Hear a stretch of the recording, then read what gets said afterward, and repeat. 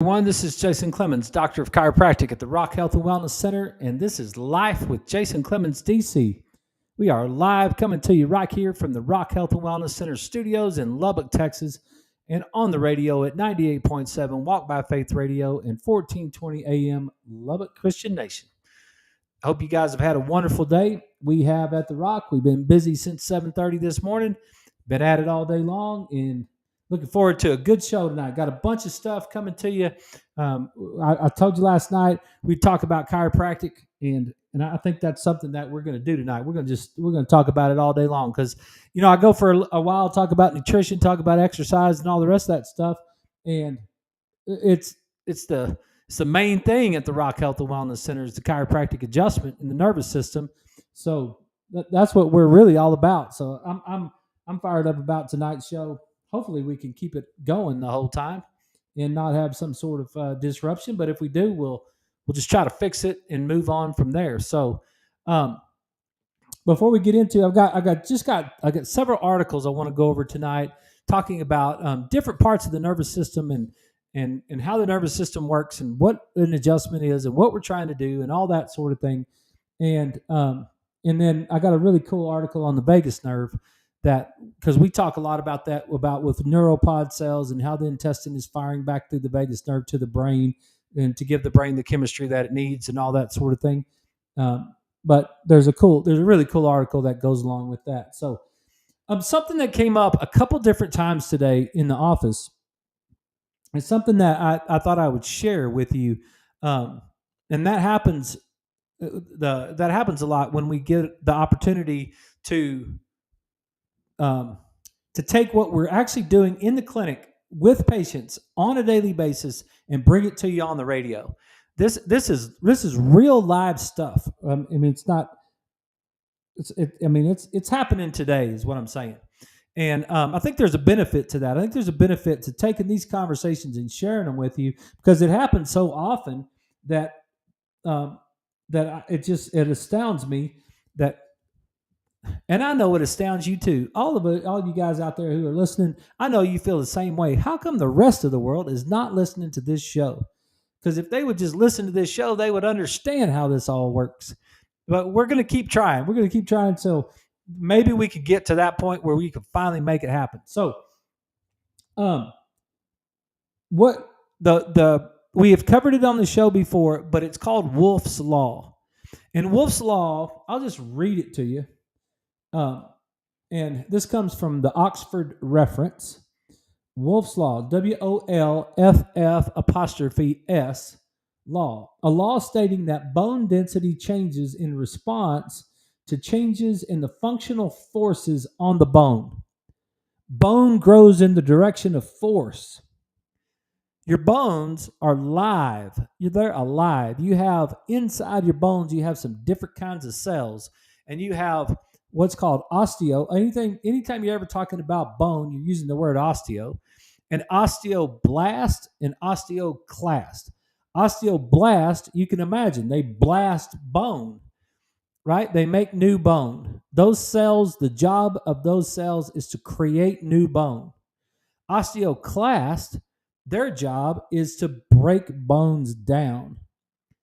So you guys that are dealing with osteoporosis, right?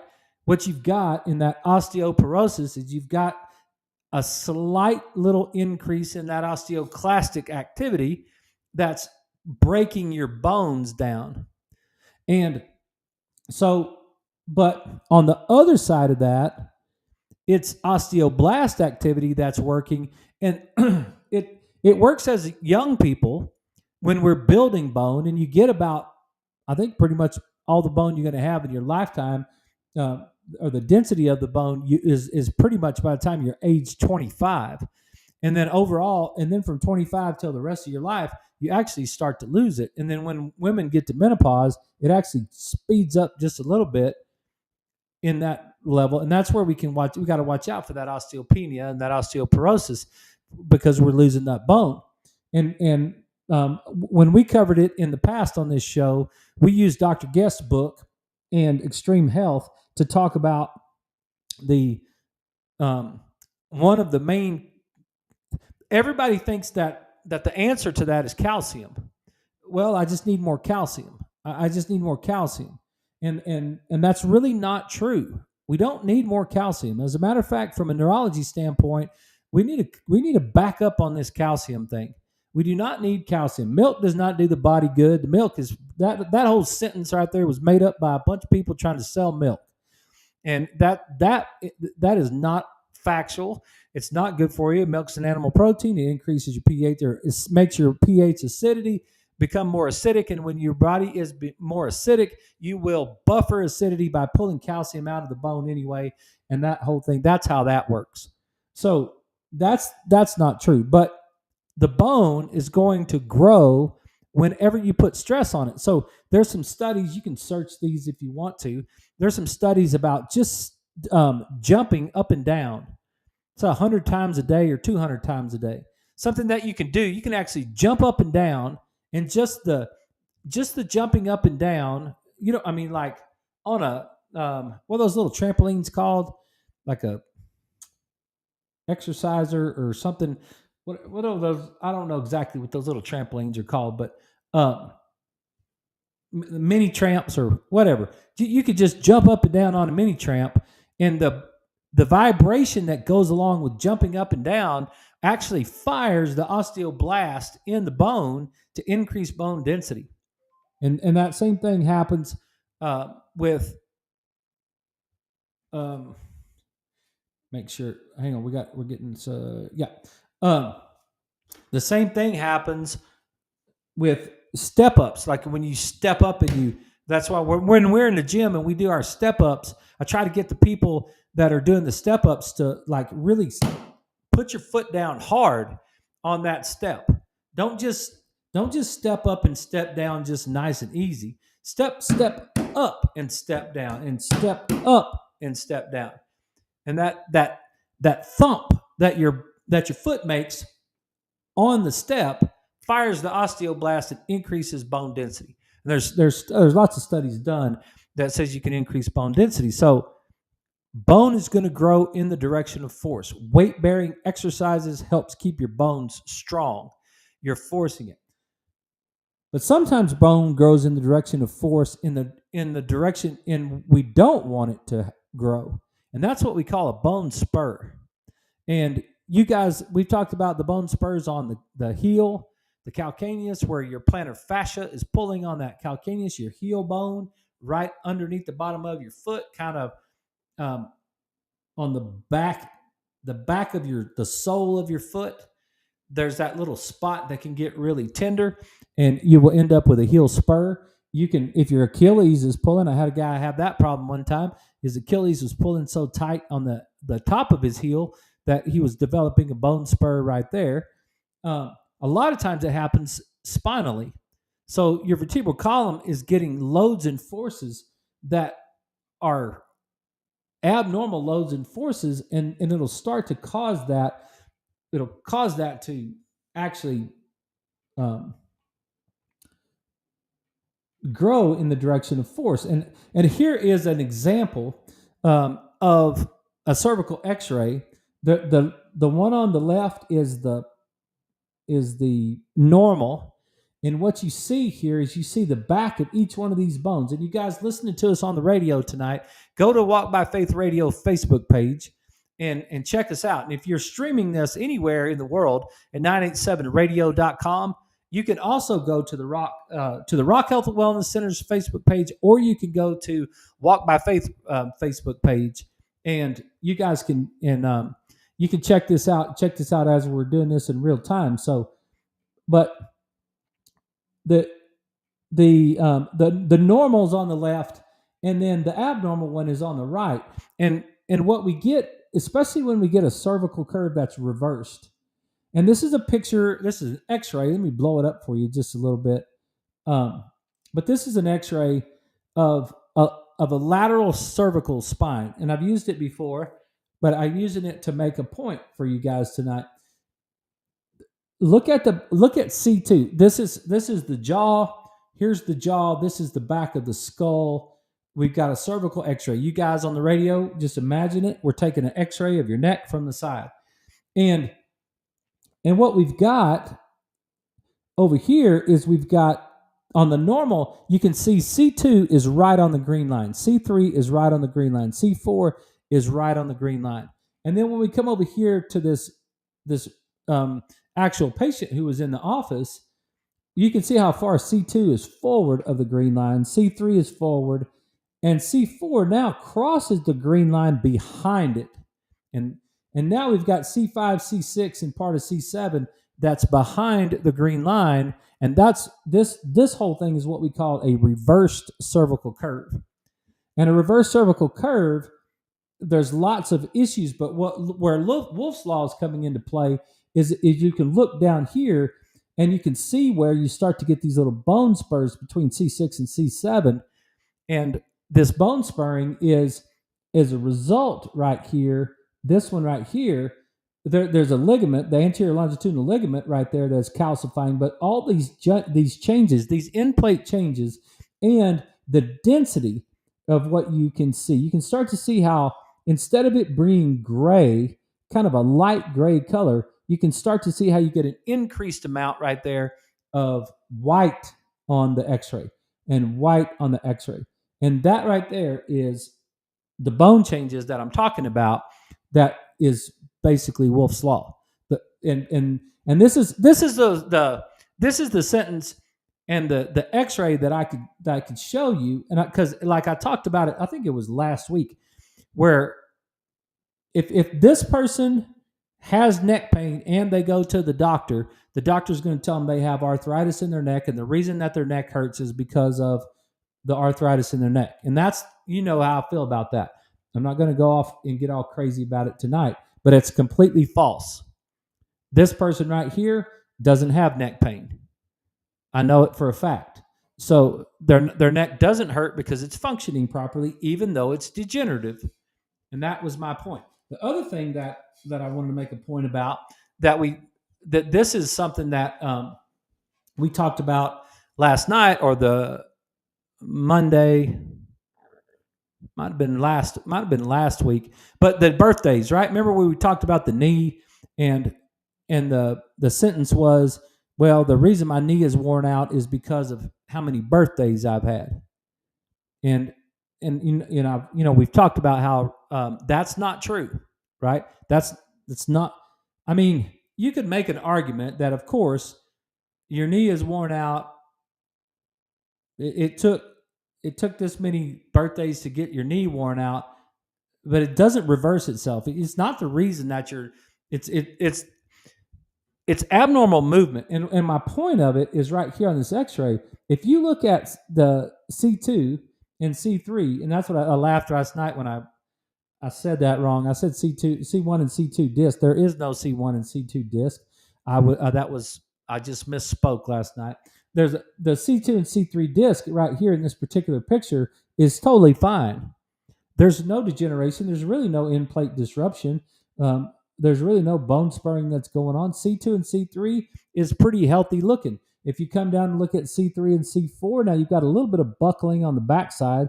C3 has moved forward just a little bit on C4, and but we might have a slight little end plate disruption that's going on right there, but the top of C4 looks just fine. But this segment and this segment, that whole thing it looks just fine. Like there's no degeneration and there's no quote arthritis, and there's no problem with that upper part right there.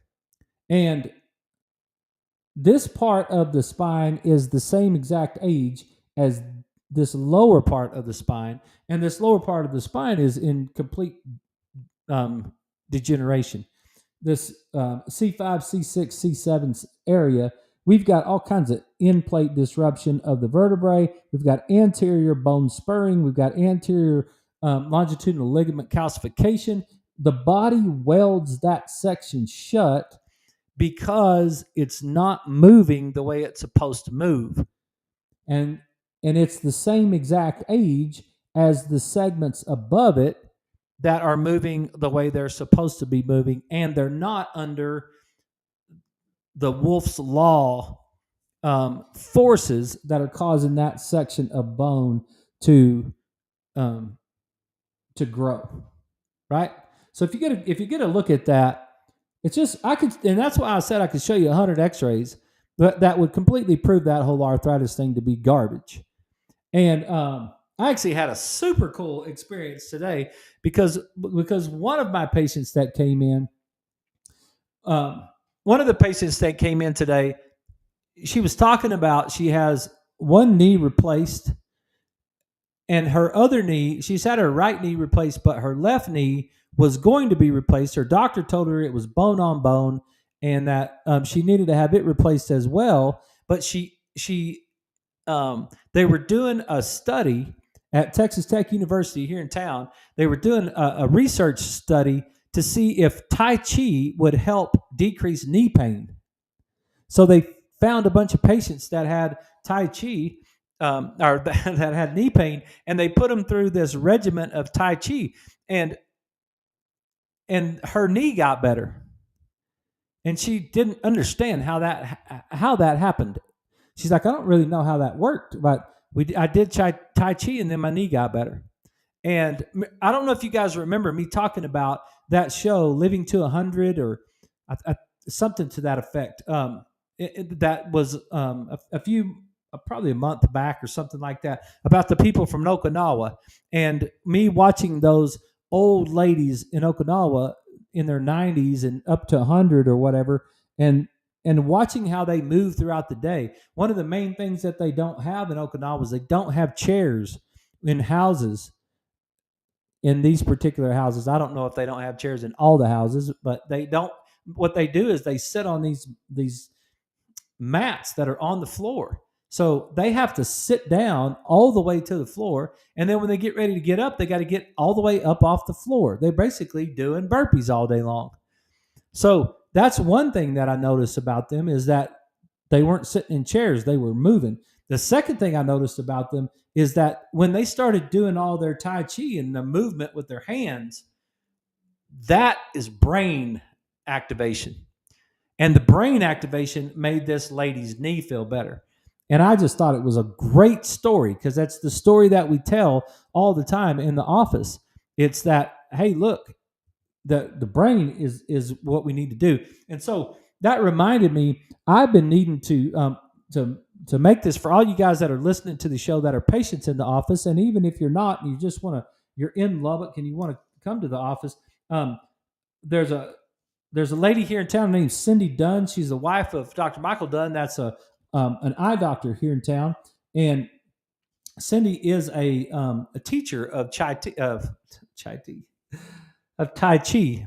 She's a teacher, and I texted Cindy a few weeks ago and asked her if she would be willing. I want to learn. I want to learn Tai Chi, and I don't know it, so I want to learn it, and I want to find out what they're doing, and the movements of it all. And so she said she would teach me how to do it. So if you guys are listening and you want to join us, she said she would come over here to the Rock and do it. And so I just need to see how many people want to sign up. Let me see if I can find it and see what it was like. Very minimal. Let me find this text right quick. It was very minimal cost. She says my beginner 8-week session is $160. All the 19 movements are taught along with principles of Tai Chi. It can be done seated or standing. We also do, I don't know, Qi Gong for warming up and getting focused. Classes are 1 hour in length. So if you guys want to join us, I'm going to get her over here.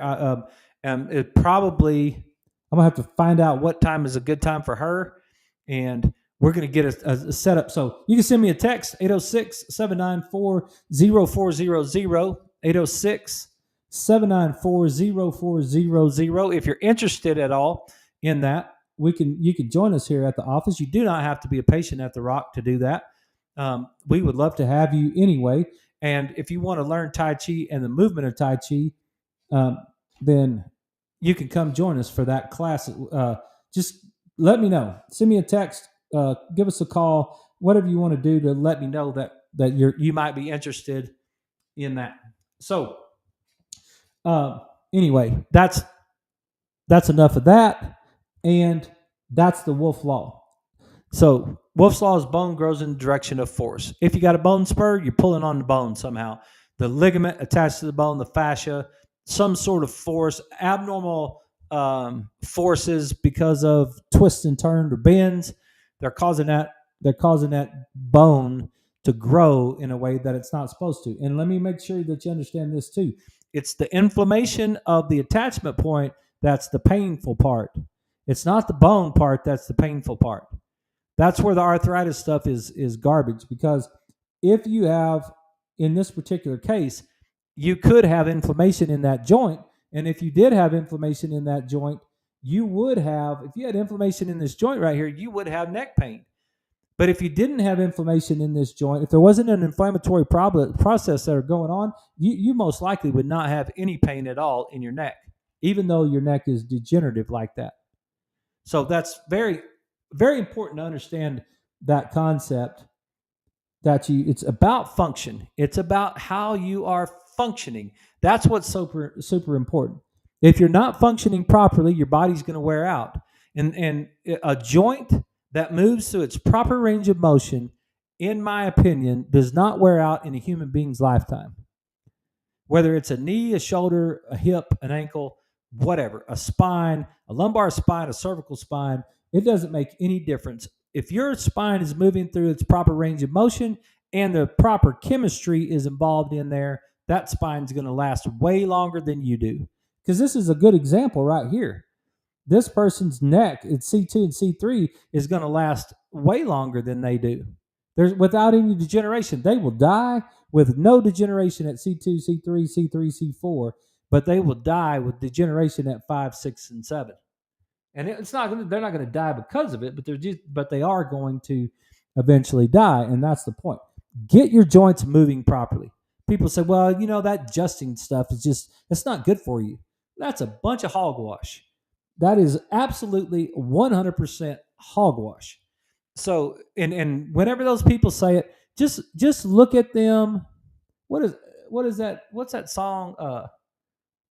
Bon Jovi says, "Have a nice day," or "Bless your heart," or whatever that. It's like, yes, when someone says that, just look at them and just know that they do not know what they're talking about. They couldn't hold up in a debate for anything. It's hogwash. So now, let me say this. I do have a responsibility as a provider to try to take care of these people. And I do have a responsibility as a provider to make sure that I do a proper exam and that I do my due diligence to make sure that I don't hurt anybody while I adjust them. So if someone does have osteoporosis, I need to use some lighter technique, or I might need to use an activator. If someone's got some bone spurs, or they've got a metal plate in their neck, or screws or rods or whatever they have, I need to be aware of that, and I need to do my job as a trained professional to make sure that I am taking care of that, so that I don't create some sort of problem. And so that's why it's this idea that you should just walk in. You should just walk in. People send me, it's almost weekly, that, hey, can I get in to see you today as a new patient? Like, one of my girls this morning said her boyfriend said, hey, does he do 2-for-1s? Like, can I come with you today and get adjusted? And I just want to share with you, that's not a sound choice. I know you don't realize it as the consumer, but as the provider, we don't do that at the Rock Health and Wellness Center. You can't just walk in and get adjusted. I've got to go through my process and my due diligence. Plus, I'm not going to waste my time on that kind of visit. That's what the joint is for. That's where you just want to walk in and get adjusted, go to the joint. They made that whole thing for that reason. But I'm working on your health to try to make your life better.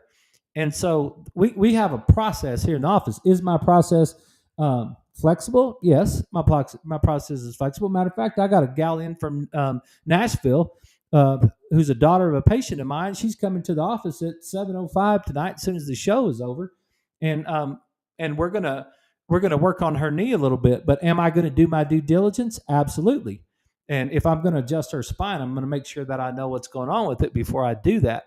Now I can use eye movements and I could use vibration and I could use some other things to work around it, but that has no problem at all. But I will do my due diligence. So you wouldn't you wouldn't you wouldn't say, I think my wife has a cardiologist appointment this afternoon, and I'm just going to go with her and see if I can get in at the same time. It's like, no, no, no, that's not the way it works. So anyway, okay, that's enough of that. Um, that took us to the actually um, took us to the break right there. So that worked out perfectly. We'll carry it on to finish up this break right here. We got 13 seconds. We should be going to the break, and then we'll get back. And I want to show you an article that ties in completely with that, and then we'll get to that vagus nerve article as well. So give me 1 second. Yeah, there we go. So, hey, we're going to take a break. You guys stick with us. This is Life with Jason Clemmons, DC. We're talking about chiropractic tonight. Chiropractic and how it works for you, helps your health, helps you live a better life. So stay with us. We'll be right back right after these messages.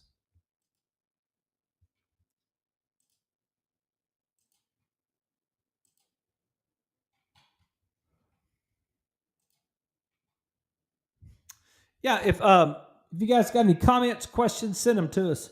You can send them to us to any of our social media pages. You can send me a text at 806-794-0400, or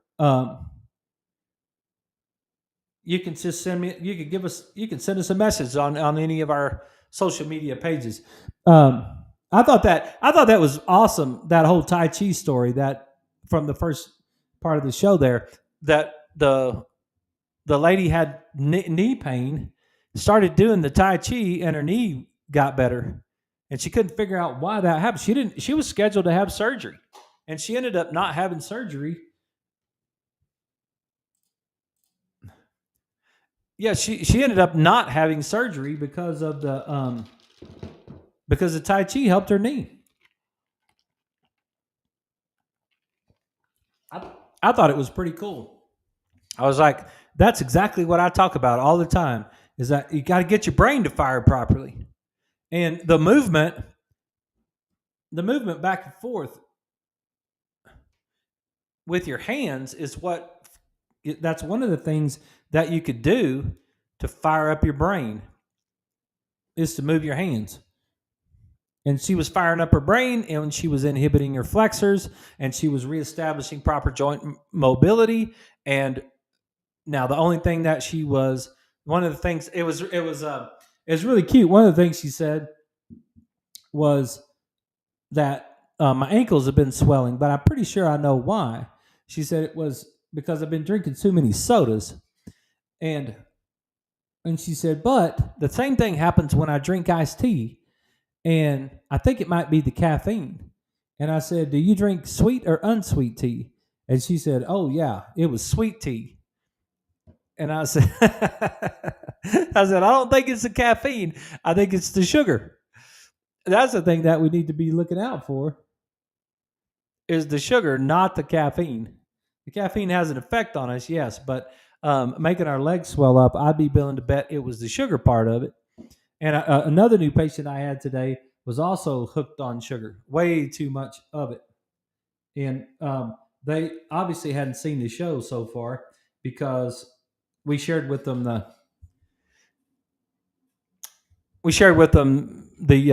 mice story and all that sort of thing. So, okay, everybody, we're back. This is Life with Jason Clemmons, DC. We're talking about chiropractic tonight, and we just talked about a reverse cervical curve. So let me share this article with you.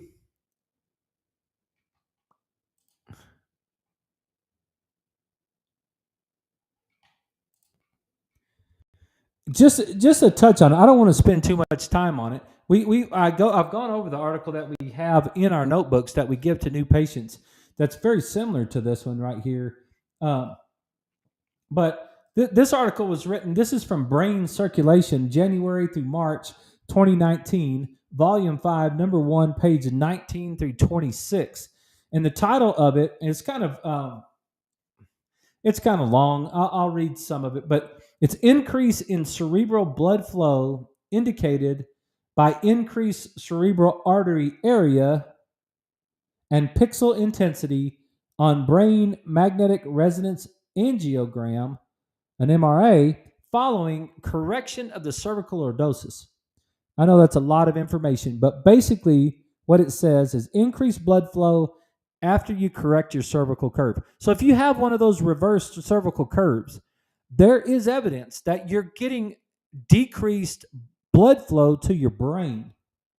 Now, that's super important. Decreasing blood flow to your brain is going to decrease the fuel to your brain. It's going to decrease the oxygen to your brain. Those two things are going to cause, one of the things that's going to cause, it's going to cause your blood pressure to go up. So if you're decreasing the amount of fuel or oxygen that you're getting to your brain, you are going to increase your blood pressure. Think that. I hope you guys that listen to the show, I hope you think this. Every single time, I hope you think this first. If my blood pressure goes up, my brain is trying to get fuel and oxygen. That's the first thing I need to know.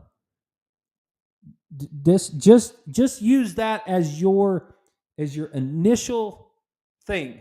If my blood pressure is going up, my brain needs fuel and oxygen. So you're going to go to your doctor, and your doctor is going to put you on a blood pressure medication to get your blood pressure down. Now think about that. Think about that for a second. If your brain is losing fuel and oxygen and your innate intelligence is raising your blood pressure to try to get more blood to your brain, why would we want to get our blood pressure down? You should ask your medical doctor that question. I can't talk to you about that as a chiropractor. I could talk about the theory of it and the function of it, but I can't as your doctor is not within my scope of practice. But I would want to know that from my medical doctor. I would want to ask my medical doctor that question. Hey, doc, why is my blood pressure high? What is going on? What is the function that's going on and causing that, right? I want to know that answer. So this article here is wherever I had it there. This is the aim of the study was to evaluate cerebral blood flow changes using brain MRA in patients with loss of cervical lordosis before and following correction of cervical lordosis. The cervical lordosis correction was done using spine fulcrum device called the cervical Denerol spinal orthotic. So that's a specific kind of cervical traction unit. We don't use the Denerol as much in our office as we use the Dakota wedge. It's the same concept, built just a little bit different. The design is to restore the cervical curve. And so same guys, the guys that made the Denerol, they used to use the Dakota wedge before they changed and decided to switch over that way. But this is based on anatomical relationship between the cervical spine, the vertebral arteries, and cerebral vasculature. The authors hypothesized that improvements in cervical hypolordosis would increase cerebral artery hemodynamics and circulation. Let me read that to you in plain English. The hypothesis was if we improved the cervical curve, we would improve the blood supply to the brain. And the way that's working right there. Cervical lordosis was measured on lateral cervical x-ray on 7 patients, 5 females and 2 males, 28 to 58 years with mean average of 42 years. Their curve ranged between 19 degrees kyphotic to 13 degrees lordotic. Ideal is 42 degrees lordotic. So that just means that they had a reversed cervical curve to a reduced cervical curve in the 13 degrees. It was either reduced or it was completely reversed and it went in the other direction. The initial MRA was performed with the patient lying flat, supine, that means on their back with their arms at their side. And then the Denerol was applied to all patients immediately following the initial MRA. The Denerol was placed posterior to the middle to lower cervical spine, providing a fulcrum and creating the desired cervical spine extension. The Denerol the neck lordosis MRA was then performed. So what they did in this study is they took people who had reversed and decreased cervical curves. They did this. You guys have heard of MRIs. It's just an MRA. It's just a little bit different technology. But they did this cervical curve analysis. No, they did this blood flow analysis with this MRA while the patient's laying there, and then right after they're finished, they put them on one of the cervical traction units, and then they redid the test. Okay? Brain MRAs were analyzed and quantified for pixel intensities representing cerebral blood flow. The circle of Willis and the cerebral artery values were measured on brain MRA. The case series was performed to test the hypothesis that loss of the cervical curve may be associated with altered cervical of Willis and cerebral artery blood flow. Key points from the article.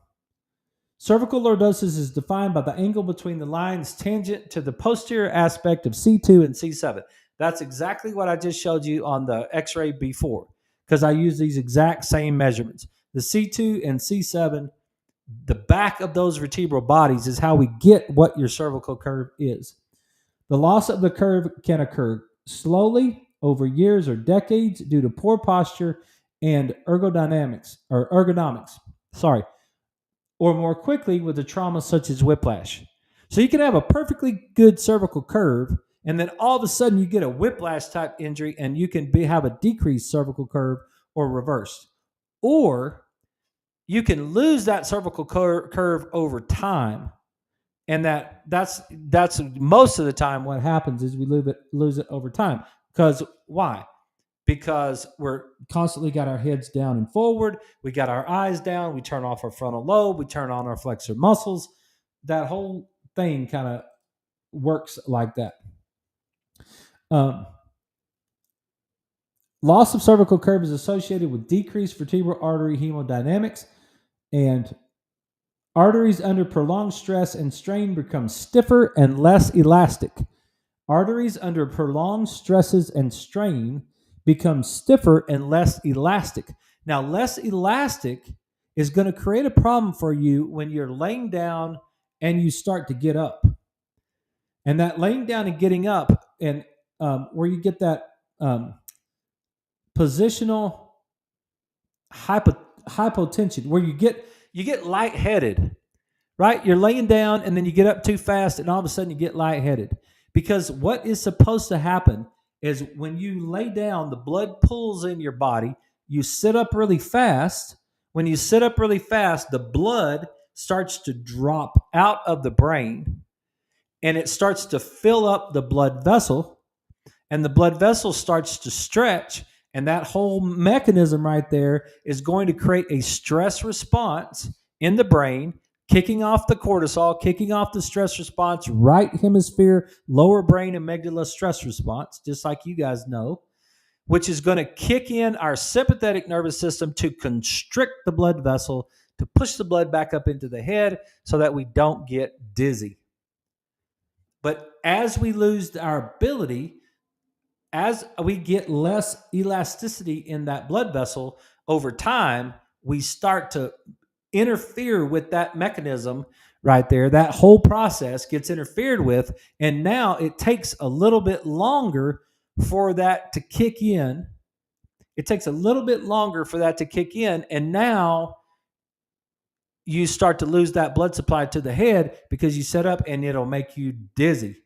You'll get too dizzy because what is dizziness and fainting, right? What is that? The dizziness and fainting is the innate intelligence way of getting you back down flat on the ground so that the blood can pool back to your head. That's why you faint.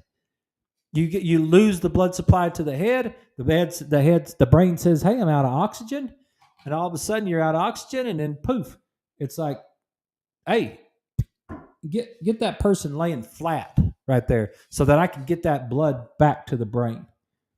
That's how that works. So let me see where I was. Loss of lordosis or cervical kyphosis, loss of your cervical curve or a reversed cervical curve, is associated with increased spinal cord and nerve root tension, pain, disability, and poor health and quality of life. You stretch those nerves or you pinch those nerves and they don't like it. So you get nerve root tension, you get pain and disability. There's another article I have tonight, if we can get to it, that talks about thoracic adjustment and the whole pain sensation process. Loss of the cervical curve leads to large altered stress to the vertebrae, providing the basis of vertebral compression, osteoarthritis, and osteophyte formation. Now, I didn't even read that sentence beforehand, but that's exactly what Wolff's Law is right there.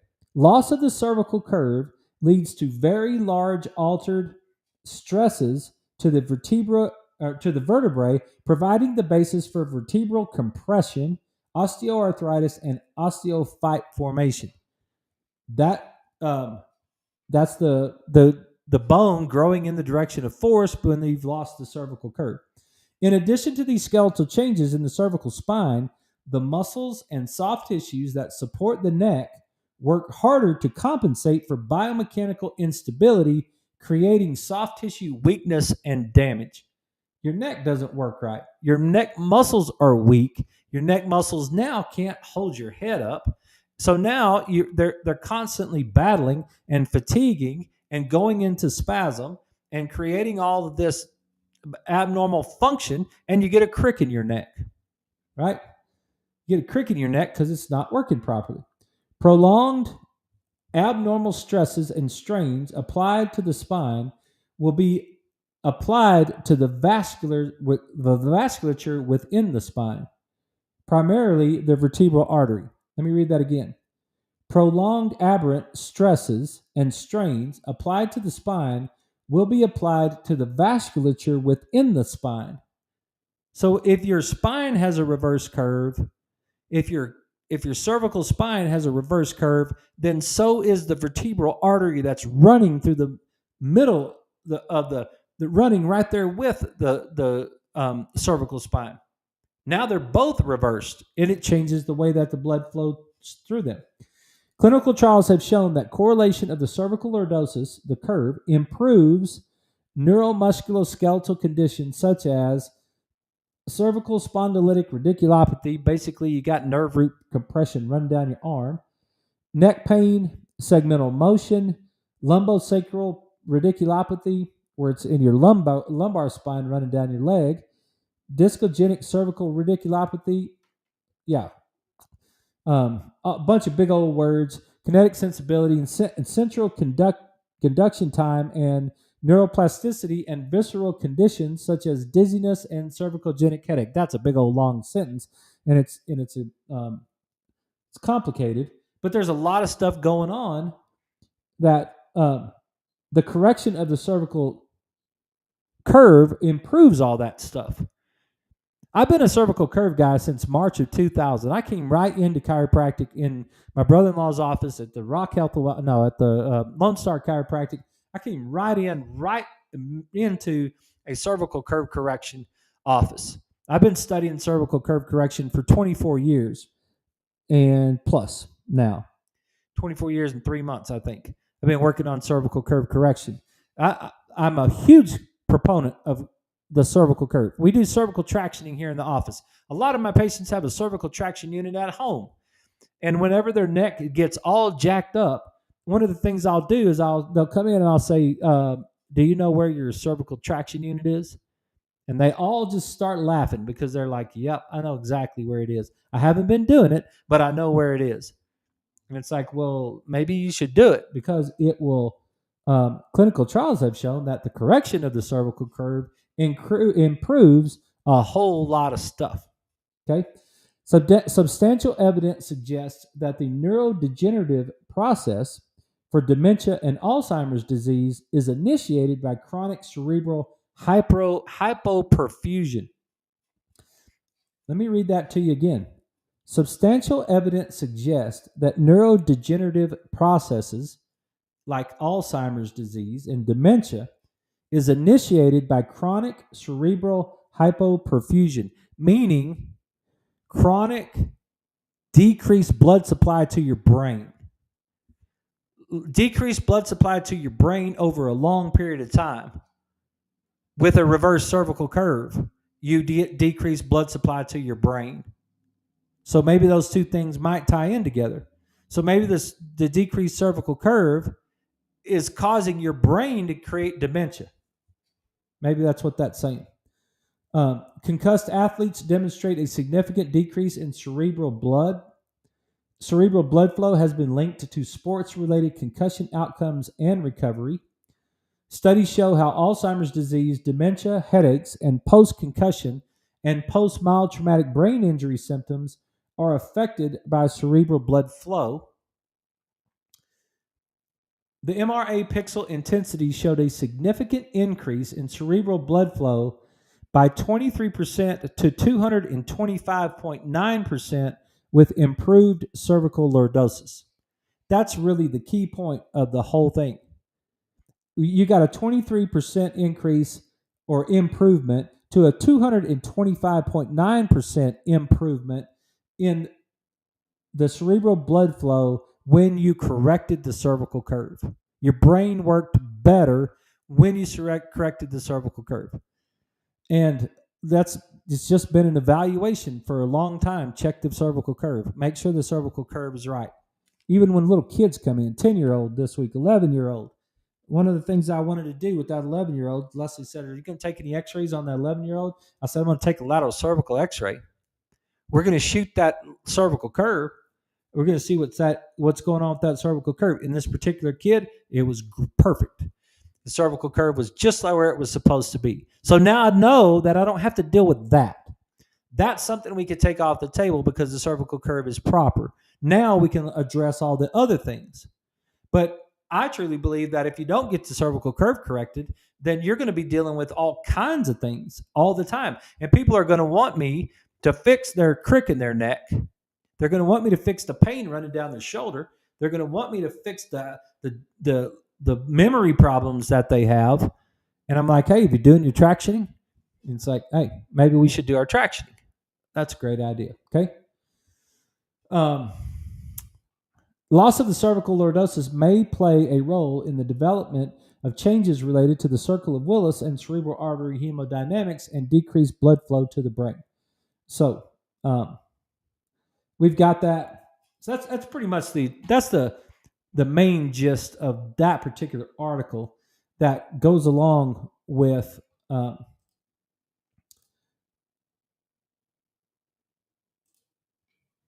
that one. So let's look at this other one right here. So I wanted to talk about this one tonight. And this is a little bit different article right here. Let me see. It's not that one. It's not that one. There it is. Okay. The vagus nerve. This one comes from the Journal of Clinical Medicine, October 19th, 2018, Volume 7, number 10, PIIE 371. That's a reference to this. It's I'm supposed to reference them when I give them to you. The vagus nerve can predict and possibly modulate non-communicable chronic disease, introducing a neuroimmunological paradigm to public health.